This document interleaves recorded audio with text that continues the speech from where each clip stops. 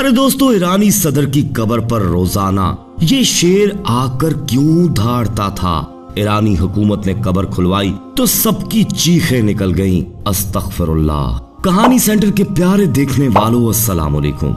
या इलाही, ये क्या मुआजरा हो गया।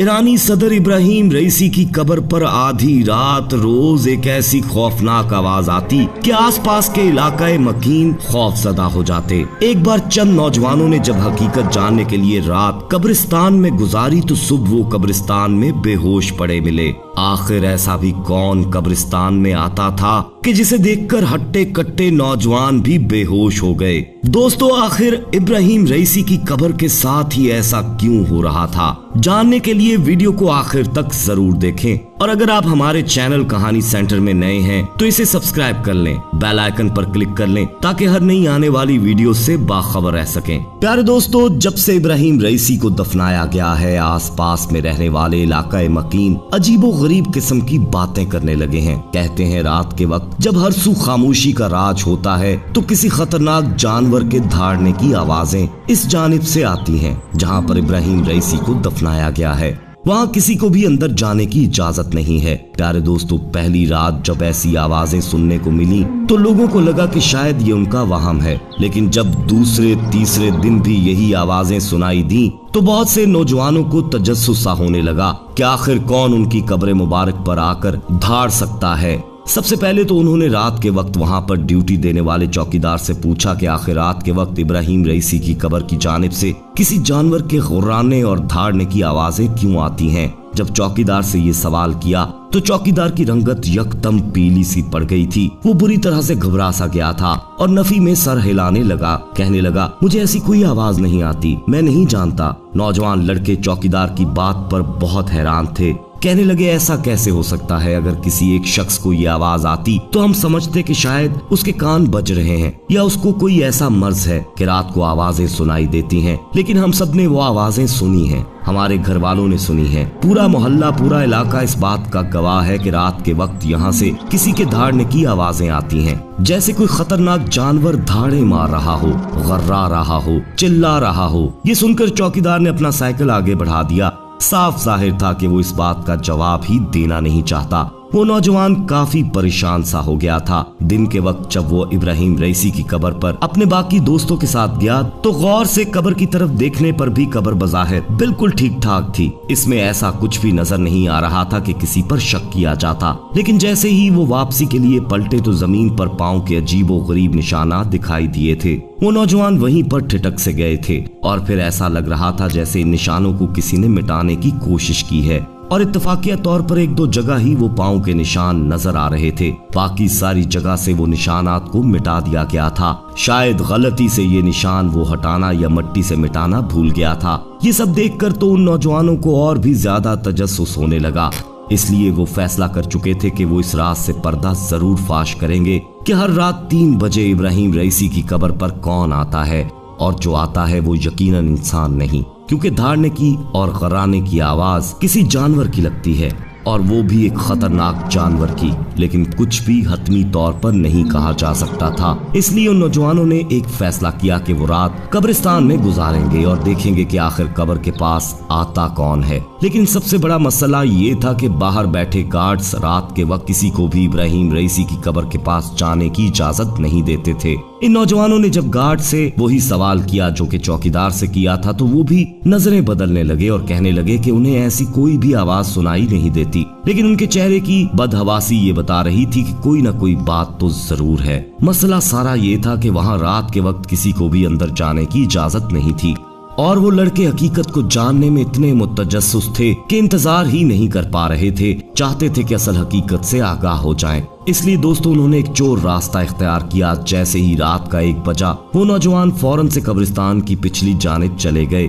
जहाँ पर बहुत ऊंची दीवार थी और कोई भी शख्स बासानी वहाँ से कूदकर कब्रिस्तान में पहुँच सकता था। लेकिन वो नौजवान अपनी मदद आपके तहत इस दीवार के साथ एक नौजवान को खड़ा करने लगे जो कि इन सब में ज्यादा जानदार था और ताकतवर भी था, और इसके कंधे पर पांव रखकर दीवार की दूसरी जानिब कूद गए और आखिर में उस नौजवान को भी बाजू से खींचकर अंदर की जानिब फेंकने में कामयाब हो गए। वो सब लोग एक दरख्त के पीछे छुप गए थे जहाँ घुप अंधेरा था। जैसे जैसे रात गुजर रही थी वो तमाम नौजवान अपनी आंखें कब्र की जानिब गाड़े देख रहे थे कि आखिर वो कौन है जो रात के वक्त धाड़ने के लिए यहाँ आता है। लेकिन सुबह के वक्त जब गार्ड्स इब्राहिम रईसी की कब्र पर आए तो वहाँ पर 3 नौजवानों को बेहोश देखा। ये देखकर गार्ड्स भी बहुत ज्यादा परेशान हो गए और ये भी सोचने लगे कि ये नौजवान इस कब्रिस्तान में आए तो आए कैसे। बहरहाल उन्होंने नौजवानों को बाहर निकाला और उनके लवाकिन को बुलाकर उनके हवाले कर दिया। सबके घर वाले परेशान थे। इन नौजवानों को हॉस्पिटल ले जाया गया। कई घंटों बाद जाकर उन्हें होश आया और वो लोग बुरी तरह से खौफजदा थे। जब उनसे खौफ की वजह पूछी गई तो एक नौजवान ने डरते हुए वजह बताई। कहने लगा कि हमने उस कब्रिस्तान में रात के पहर एक शेर को देखा था जो कि इब्राहिम रईसी की कब्र पर आके धाड़े मार रहा था, गुर्रा रहा था, अपने पंजों से उस कब्र को खोदने की कोशिश कर रहा था। ये बात सुनकर उनके वालिदैन ने उनकी बात पर भरोसा नहीं किया। वो कहने लगे ऐसा कैसे मुमकिन है, उनकी कब्र कोई जंगल में तो नहीं बनाई गई कि जहाँ पर शेर या दूसरे जानवर आ सकें। शहर में भला कैसे मुमकिन है कि कोई शेर वहाँ पर पहुँचे और किसी को खबर तक ना हो। तुम लोगों को कोई गलत फहमी हुई है। लेकिन वो नौजवान कहने लगा कि उन्होंने वहाँ शेर को देखा है। ये सुनकर बहुत से लोगों के दिलों में अजीबो गरीब सवालात पैदा होने लगे कि आखिर कैसे कोई शेर गार्ड्स के होते हुए अंदर दाखिल हो सकता था, और फिर अगर कोई शेर हो तो सबको नजर आता। लेकिन ये बात भी सच थी कि किसी जानवर के गुर्राने की आवाज रात को सुनाई देती थी। लोगों के दिलों में बेचैनी सी होने लगी थी। दिमाग में सवालात का सिलसिला सा शुरू हो गया था कि खैर इब्राहिम रईसी की कब्र पर कौन सा जानवर आ रहा है और रात के 3 बजे गुर्राने के लिए क्यों आता है। कभी कभी तो आवाज इतनी ऊंची होती थी कि लोग घबरा जाते थे, लेकिन ये नहीं कहा जा सकता था कि वो आवाज किसी शेर की है। इन 3 नौजवानों में से बस एक ने ये बताया था कि उसने शेर को देखा है। बाकी 2 नौजवान चुप थे, कुछ नहीं कह रहे थे। समझ में ये नहीं आ रहा था कि कैसे कोई शेर शहरों के बीचों बीच बनी इब्राहिम रईसी की कब्र पर रात को आ सकता है और फिर गायब भी हो सकता है। आखिर इन नौजवानों के अलावा किसी और ने इस शेर की मौजूदगी का एतराफ क्यों नहीं किया। अब तो बहुत से लोगों के अंदर ये तजस्सुस होने लगा था कि आखिर रात के वक्त कौन इस कब्र पर धाड़ता था और क्या वाकई इस नौजवान को वहाँ शेर नजर आया था। अगर शेर था तो बाकी लोगों को क्यों नजर नहीं आया। चौकीदार और गार्ड से भी इसके मुतालिक पूछा गया, लेकिन वो लोग कुछ भी बताने को तैयार ना थे।